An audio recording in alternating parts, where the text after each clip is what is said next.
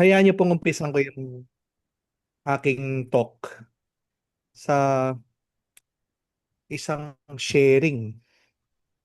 Actually, sa October po, dapat pupunta ako sa inyo. Nakaplano na po ang Mission Pilipino. My first week in October should be, I was supposed to give a talk 1 week sa Dubai.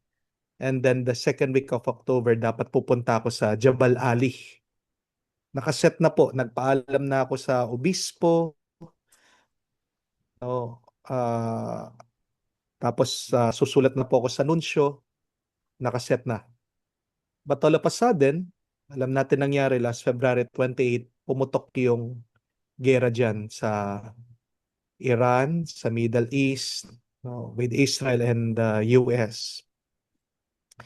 And I don't know, baka may balat yata ako sa puwet. Anong nangyari? No. Um, Pinayagan na ako ng obispo, nakaset na lahat, inaayos ko na yung aking talk. But all of a sudden, something changed. And I was reflecting on this, and maybe this is the first point, what God wants to tell all of us, that it is not our plan, but it is His. Na minsan, ang dami natin mga pinaplano, ginagawa, inaayos, dinidesign sa ating buhay. But at the end of the day, God is reminding us, yes, you plan, you design, you draw, and yet God has a different plan. So, my topic for you today is really about understanding God's plan. The first thing that we have to understand is our plan is different from God's plan. No matter how much you think you have the best plan, you have the best dream, please remember, God's plan, God's dream for you is much better. You only have to go back to the book of Proverbs that says that the human heart plans the way, but the Lord directs his step. Oo, magplano ka. Oo, mangarap ka. Oo, maghanda ka. Pero tandaan mo, hindi ikaw ang may huling salita. Palagi ang huling salita ay ang Diyos. O minsan niloloko ko yung mga kinakasal ko. Sinasabi ko sa lalaki, alam mo ang sikreto ng masayang kasal? Na ang lalaki dapat ang may last say. Nabibigla agad yung babae, yung misis. Pero dinadagdag ko, ano yung last say ng mister ng lalaki? Yes, dear. Yes, dear. Basta't lahat ng sabihin ng asawa mo, tapon mo basura. Yes, dear. Bigay mo sa akin ang pera mo. Yes, dear. Sunduin mo ko. Yes, dear. But kahit na nasusunod yung babae, 'di ba? Nag-aaway pa rin sila ng kanyang asawa. Bakit sila nagkakagalit? Why some marriages do not pan out, are not successful? Because we have to accept that for the relationship to succeed, it is not man who should have not the last say, but it is God that needs to have the last say in our life. Minsan at madalas, hindi naman talaga nasusunod yung gusto mo. Kasi kailangan nating unawain, merong mas tama para sa'yo. You plan, but God positions. You decide, but God directs. God's plan are better than yours. And we have to understand that God works in different schedule. Magandang unawain yun. Iba yung timing ng Diyos. Maaaring sa'yo, meron kang sariling schedule, sariling timing, pero ang Diyos, iba ang schedule niya, iba ang timing niya. Maaaring sa tingin mo, mabagal ang Diyos, maaaring sa tingin mo, off timing ang Diyos, but in the grand scheme of things, if you look back, you would see that God has a perfect timing always. Merong isang magandang kwento tungkol sa isang magsasaka nagtanim ng mga puno ng mansanas. Ang tagal niyang hinintay na tumubo yung mga puno hanggang dumating yung araw, tumangkad yung mga tinanim niya at namunga. No? Namunga yung puno na tinanim niya. But something happened. Biglang dumating yung isang unos, yung isang bagyo.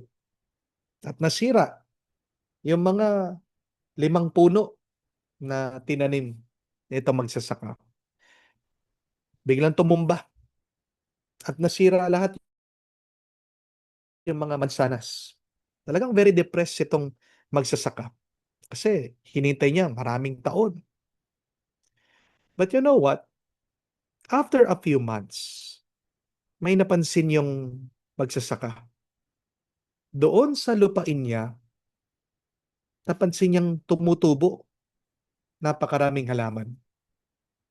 At napansin niya na kumalat pala yung mga apple seeds. Ngayon yung mga 5 tinanim niyang halaman ng mansanas, nag-multiply. Naging na silang 50. Yun palang gusto ng Diyos. Gusto niya mas marami pa siyang tanggapin. Kaya huwag kayong mawawala ng pag-asa kapag hindi nasusunod ang plano mo. Kasi baka hindi naman talaga yan ang para sa'yo. You have to understand ang para sa'yo, para sa'yo. Kung para sa'yo, gagawin ng Diyos ang lahat para mapasayo yan. Kung para sa'yo, kahit na hindi ka magpagod, kahit na hindi ka maghirap, it will fall on your lap. God will bring you to the right place, to the right time. No? So you have to understand that though you will plan, at the end, ang masusunod ay ang plano ng Diyos. Hindi man malinaw sa'yo, but in due time, everything will be clear. You will understand everything in God's time, in the proper time. The second point is this: God's plan is designed for you to prosper. We read that. You look at that in the book of the prophet Isaiah. Ang sabi ng Diyos, "For I know the plans I have for you, declares the Lord, plans to prosper you and not to harm you, plans to give you hope and a future." Balikan niyo yung sinasabi ng Diyos doon. For I know the plans I have for you. You have to trust that God knows what He is doing. Gusto kong isipin niyo ang isang pana. Sandali. Please try to imagine the image of a bow and arrow. Di ba, kung gusto mo yung pana, mas malayo yung mararating. Ano kailangan mong gawin? You have to pull it back, no? Mas malayo yung paghila mo doon sa pana.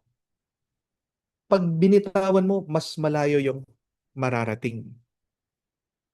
Try to understand that for a moment. The more that you pull it back, the more or the farther it moves forward. Maybe what you are experiencing now, or what we are all experiencing now, kasi kahit dito sa Pilipinas, nagtaas na ang gasolina, tigto 20 pesos, 80 pesos na ang gasolina. Magtataas pa daw yan, magiging 120. Imagine that. Nung nagkaroon ako ng sasakyan, pinapakargahan ko lang, tigpa 40 pesos. No? So ngayon, 80 pesos, doble na, and then magwa 120 na. We are all suffering. We are all having a hard time. And yet, we can look at this as a pullback of God. Dahil pag naayos ng lahat, grabe, pag binitawan niya yan, bulusok na, dire-diretso na. So, this is a bitter time for all of us. And yet, we can choose to use this bitterness to become better. Minsan, kailangan talaga na sirain mo ang bahay bago mo ito mapaganda, di ba? Yang nangyayari sa Middle East, maraming namamatay, nasisirang bahay. Maybe yung mga iba sa inyo kasi nababalitaan ko, binigyan ng option na huminto sa pagtatrabaho o umuwi na lang. No? Bitter experience, devastating experiences. Sisira yung mga plano natin. Sisira yung mga balak natin. Pero pwede natin tingnan yan na hinahayaan niya ng Diyos kasi gusto niyang mas bumuti pa, mas gumanda pa yung kalagayan natin. The delays in our life are not a denial. The delay is for a good design. Pag nga nagluluto, di ba? Mas matagal, ibig sabihin, mas masarap. Pag nagluluto ng baby back ribs, gusto mong mas malambot, more than 24 hours, 48 hours. Nandun sa oven yan, di ba? Pag ang baka, minadali mo, sinalang mo agad sa apoy, pag kinagat mo yan, ang tigas, di ba? Sigurado ayaw niyo na ganun na pagkain. At ganyan din sa buhay. It is a slow cook. And yet, after that, wow, it will be the most delicious experience of your life. Yung aking kapatid, share ko lang sa inyo. Pangarap po talaga niya magsimula nung bata kami. Sumakay ng eroplano. Naalala ko yung aking kapatid, pag nakikita niya yung eroplano, pag naglalaro kami, dumadaan sa himpapawid, tuturo niya, pagmamasdan niya. Pangarap talaga yan, makasakay ng eroplano. At salamat sa Diyos, nung nag-graduate yung kapatid ko, ang unang trabaho niya sa airlines. Kaya we are so happy and excited for her. Pero kahit na sa airlines siya nagtrabaho nun, doon lang siya sa opisina. Ayaw na ayaw niya yung trabaho niya. Bakit? Kasi inuutusan lang siya ng mga boss, tagasangkap ng kape. Buti na lang, nakakita siya ng mas magandang trabaho. Hindi sa airlines. Sa pharmaceutical company, gumagawa ng mga gamot. But ito yung milagro. Ito yung blessing ni Lord. Kahit na hindi siya nagtatrabaho sa airlines, twice a year, sumasakay siya ng eroplano for a business trip. I just want to say this. I just want you to remember this. Just because you got what you wanted doesn't mean it was good for you. Kailangan tandaan niyo yun.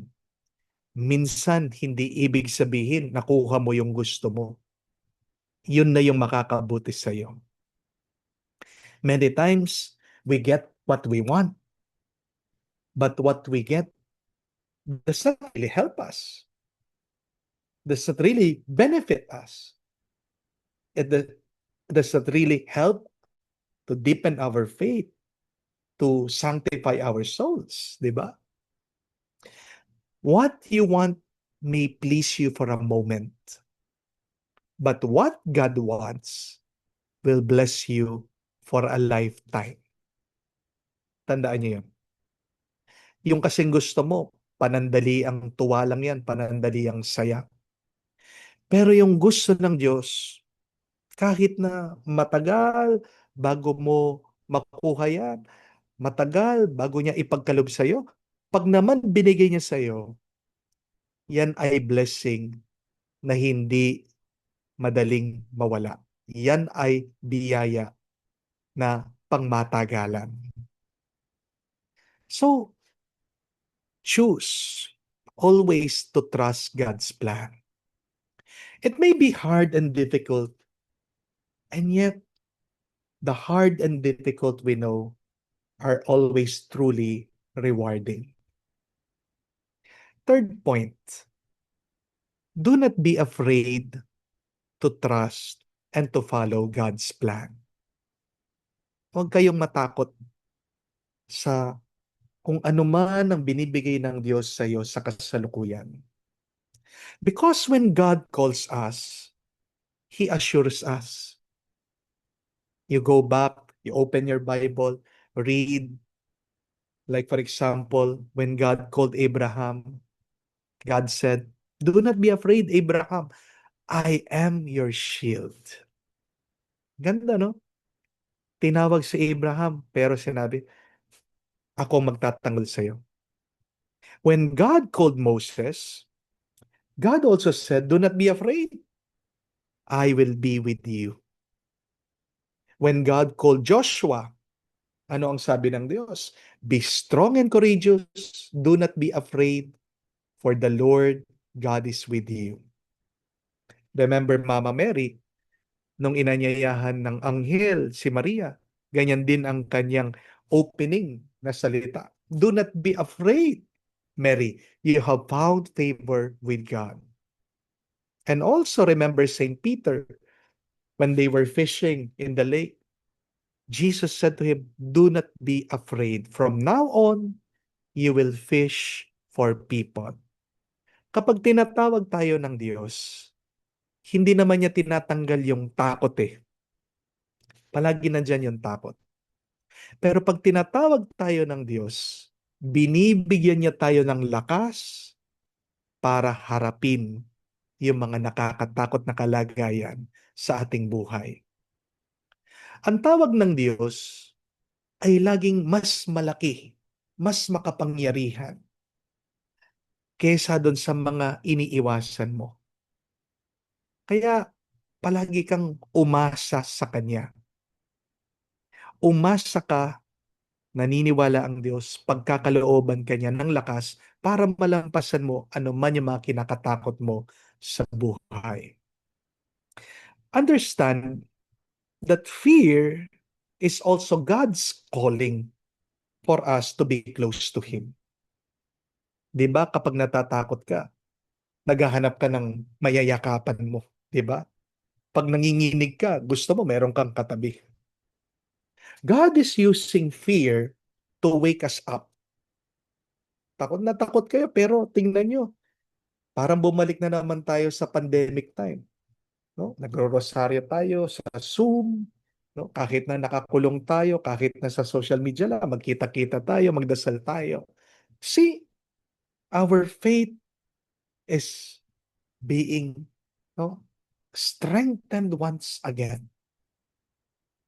Pinapalablab na naman ng Panginoon ang ating pananampalataya dahil sa takot ng mga panganib na paparating. Where is God calling you? One good sign is, where are you afraid? Kung saan ka natatakot, diyan ka tinatawag ng Diyos na pumunta, na manatili. Kaya huwag mong iiwasan yung mga takot mo. Harapin mo. Pero bago ka humarap, kumapit ka muna sa Diyos. Kami po, baka hindi nyo alam, I was trained in theater. Kaya nga minsan yung aking mga pag-homily parang ako yung nagpa-perform. Kasi yan yung aming training. Meron akong hindi makalimutan sinabi ng director namin nun. Sabi niya, kabahan ka kapag hindi ka na kinakabahan. Ibig sabihin, pag meron kang kaba, you're doing the right thing. No? Normal lang ang kabahan. Ang hindi normal, pag wala ka ng kaba, pag wala ka ng takot, di ba? Diyan ka na nakakagawa ng mga nakakatakot at ng mga masasama. Kaya nga, pag wala kang takot, nakakapatay ka. Pag wala kang takot, nakakapagnakaw ka. Di ba? So, do not think that the fear is something bad. Fear is a calling for us to be close to God. Fear is a calling for us to face our situations. Meron pong dalawang meaning ang fear eh. Spell fear. F-E-A-R. Fear can mean the negative. False expectation appearing real. F-E-A-R. False expectation appearing real. Hindi naman totoo eh, pero ginagawa mong totoo. But the positive meaning of fear, F-E-A-R, is you face everything and rise. F-E-A-R. Face everything and rise. Mas tumatatag ka, mas lumalakas ka, mas tumatalino ka pag hinaharapan mo yung kinakatakot mo. Amen? Hindi ko po alam kung alam niyo ito. May dalawang klaseng ng kalabaw o cow. The first kind of cows are domesticated, yung inaalagaan. Pero yung pangalawang klase ng mga kalabaw or cows ay yung mga wild, no? Mga native, yung mga hinahayaan lang nila sa nature. What is the difference of the two? Hindi lang po doon sa pag-aalaga. Makikita niyo yan doon sa ugali ng dalawa. At ang ugali nila lumilitaw kapag meron ng unos, kapag meron ng bagyo. Yung mga domesticated cow, yung mga inaalagaan, kapag dumarating na yung ulan, yung bagyo, umiiwas, tumatakbo, nagtatago. Pero yung mga wild cows, lalong-lalo na yung mga tinatawag nilang buffalo, kapag dumarating na yung unos, yung bagyo, sumusugod sila, dumidiretso sila, pinupuntahan nila yung bagyo. Kaya makikita mo, doon pa lang sa built, doon pa lang sa itsura ng dalawa, yung mga domesticated cow, mahihina. Pero yung mga wild cows, yung mga buffaloes, they're very strong. Ang lakas, nakakatakot, no? So, you have to understand, my dear friends. Maybe God is giving us this storm, that storm of war in the Middle East, because He believes you are strong. Kaya mong harapin yan. And through that storm, you will become stronger. When God sends us to war, remember this, it is because He knows you can win. Hindi ka papadala ng Diyos sa isang gera, sa isang labanan na alam niya matatalo ka. Palagi ang Diyos sa Old Testament, pansinin niyo, pinapadala yung bayan niya. Hindi man sila tinrain militarily, pero ang dami nilang natalo na ibang bansa. Why is that? Dahil maganda yung kanilang mga espada, maganda yung tactic nila, pero ang reason bakit nananalo sila, they are being guided by God. Remember that scene, basahin nyo. Napakaganda ng kwento na yung city of Jericho. It is a walled city. Sino mag-aakala ito ay babagsak? Pero paano nila napabagsak ito? Dahil binigyan sila ng instruction ng Diyos. Ano ang turo ng Panginoon sa kanila?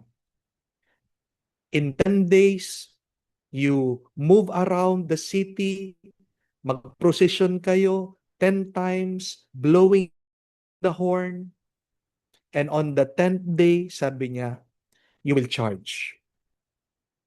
Yung pala, yung pag-iikot-ikot nila doon sa syudad na yon, yung pag-blow ng horns, pag-iingay, gumagawa pala sila ng crack doon sa pader. Pero hindi nila matatalo yung mga tao ng Jericho kung hindi sila nakinig, kung hindi sila tinuruan ng Diyos. You can only win this war.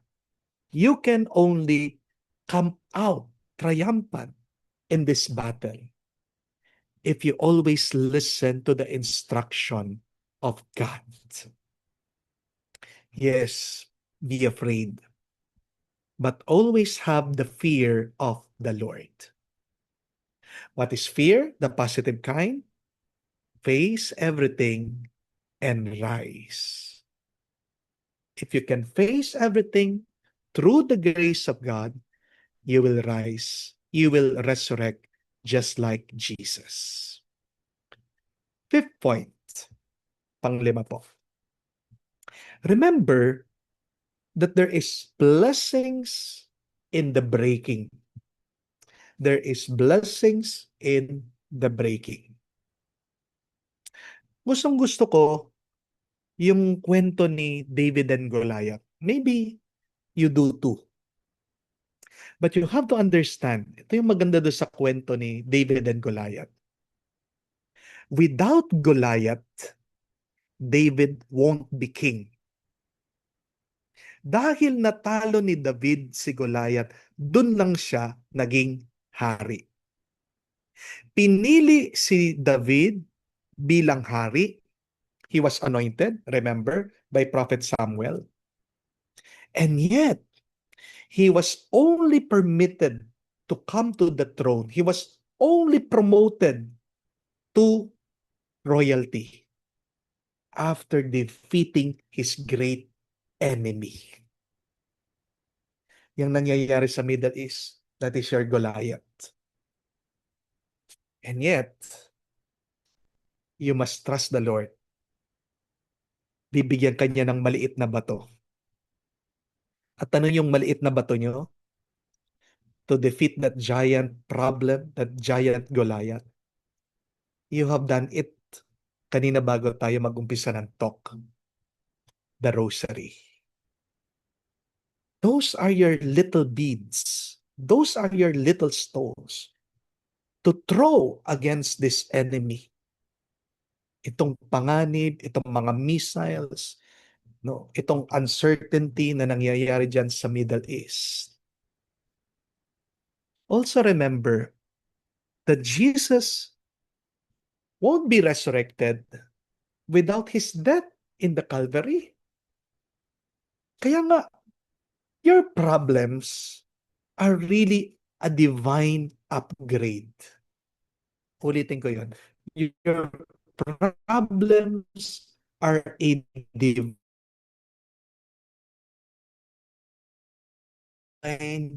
upgrade.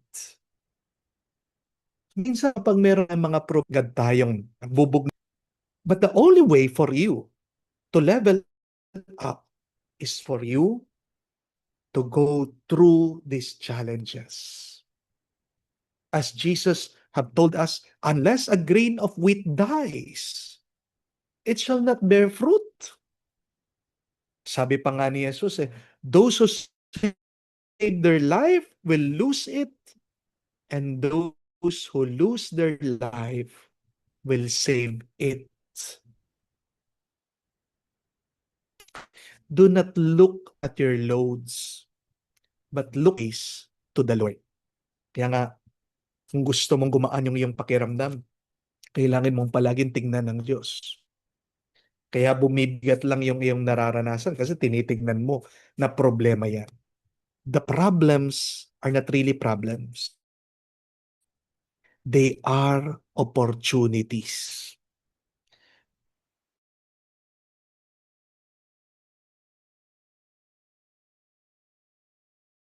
Hindi ko alam kung totoo. Correct me if I'm wrong. Sabi nila, doon sa Burj Khalifa yata, no, pwede kang no, mag-rent, pwede kang totoo.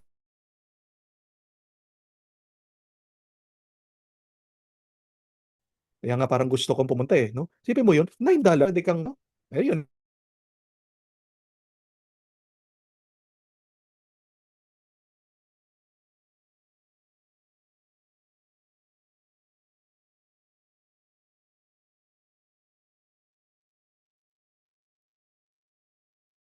okay? So, nandiyan pa po ba kayo? Hi. Apo, kala ko nawala. Nawala ba? So, as I was saying, the problems are not really a problem. They are an opportunity.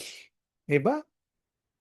Nung pumutok yung pinatubo dito sa Pampanga, may kaibigan akong pare. Dahil daw yung mga Amerikano, nagpanik sila, no? Natatakot sila. Yung isang kaibigan kong pare, nakabili ng auto ng sasakyan ng Amerikano for ₱5. Nililiquidate na lahat no? Oh, you buy this. How much? ₱5. How much? Yung gusto mong ano, sabi nung ah, Amerikano. Look at that. Kaya tuwang-tuwa yung pare. Sabi niya, that was my first car. Ang ganda nung sasakyan. Napakamura. Pero paano nangyari? Dahil lang nagpanic. So do not panic. Keep your hearts at peace. Focus your minds to the Lord and believe that this problem is really an opportunity for you to rise, to level up, to become better. Continue to hope. Hope is looking at the promises of God. Kasi kung walang pag-asa, di ba? Dapat sumuko ka na. Meron palaging pag-asa. Bakit? Dahil meron tayong Diyos na nagbibigay buhay at biyaya. The sign that there is hope is you are alive. Yun lang. Basta't buhay ka, may pag-asa. Kasi basta't buhay ka, basta't malusog ka, that's another plus. Makakagawa ka ng paraan para pagandahin mo, palaguhin mo ang iyong buhay. Pagpatay ka na, di wala na. Wala ka na magagawa. Di ba? So do not lose hope. As long as you're alive, as long as you're trusting God, then there is hope. There is a better, there is a good future ahead. Last point, enjoy every moment that God's plan is unfolding in your life. As St. Paul says to us, rejoice always. Hindi sinabi ni San Pablo, rejoice when everything is okay. Ganyan tayo magiging masaya na ako. Pag wala na akong utang, pag tumigil na itong gera, kapag wala na kaming away ng aking asawa, pag napag-aral ko na yung mga pamangkin ko, pag tapos na ng mga anak ko. But go back to what St. Paul told us, rejoice always. Always. Ibig sabihin, Kahit na may problema, kahit na may sakit, kahit na meron kang pinagdadaanan. Dahil meron palaging dahilan para magpasalamat at magalak. Ano ang dahilan? Kasama nating Diyos. Because when you have God in your life, then you have enough. Aanuhin mo yung maganda nga yung trabaho mo, dami mong pera, dami mong ari-arian, pero wala ang Diyos sa buhay mo. I have told this many times in my homily. A rich man without God is really a poor man with just riches. Remember that. A rich man without God is a poor man with only riches. Basta't nandiyan ang Diyos, magiging sapat ng lahat para sa iyo. Merong isang kwento napakaganda na naghahunting, nangangaso sa gubat. Pero sa kanyang pangangaso, nakita niya yung sang-usa, hinabol niya, binabaril niya. Kaya lang, mabilis yung usa, tumatakbo, hinabol niya. Hindi niya napansin na doon na pala siya sa bangin, nahulog siya. Buti na lang, itong tao, itong nangangaso, nakahawak sa isang sanga. No? He was saved by this branch. Napatingin siya doon sa taas, aakyat sana siya. Bigla, nakita siyang isang asong lobo. Hinihintay siya. So sabi nitong tao, bababa na lang ako. Kaya lang, doon sa ilalim ng cliff, nakita niya meron namang oso, bear. No? Hinihintay din siya. Nakatingala. Nagugutom, kakainin na siya. Sabi niya, iwas na lang ako, pupunta na lang ako dito sa right. Pero pagkakita niya doon sa right side niya, may lumalabas na ahas. No?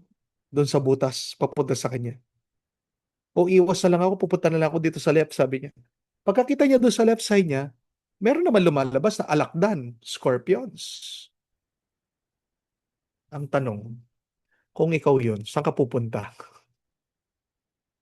But while all of those things were happening, hindi niya napansin, doon sa harapan niya, merong isang tumubo na prutas, a big juicy strawberry.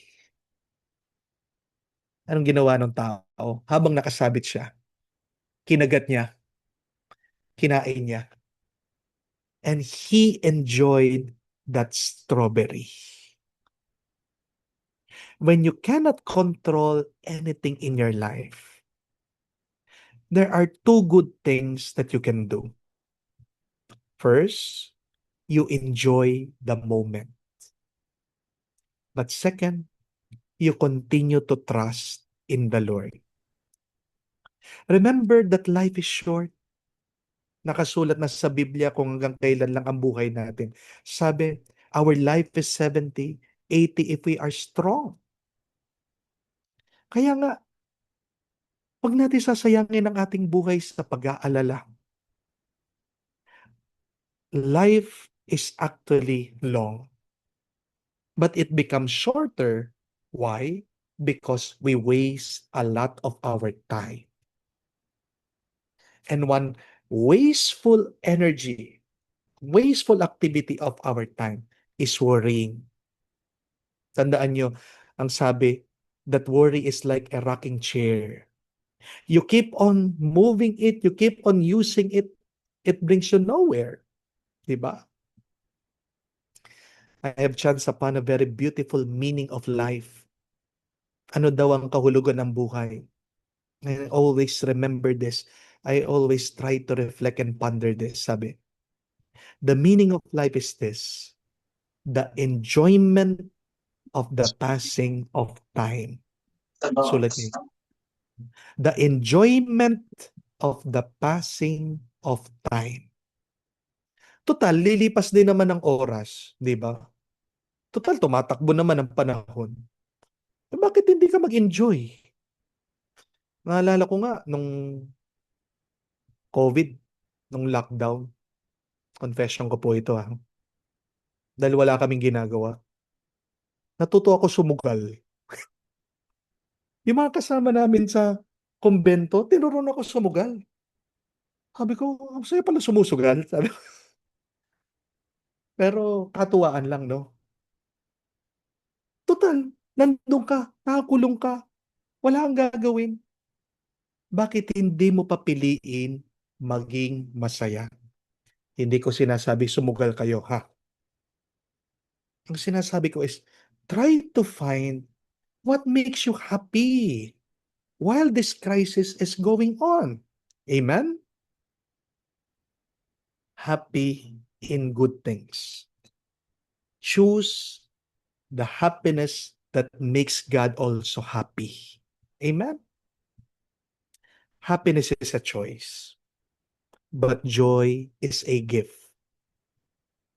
Ulitin ko yon. Happiness is a choice, but joy is a gift. Wala kang dahilan para maging malungkot.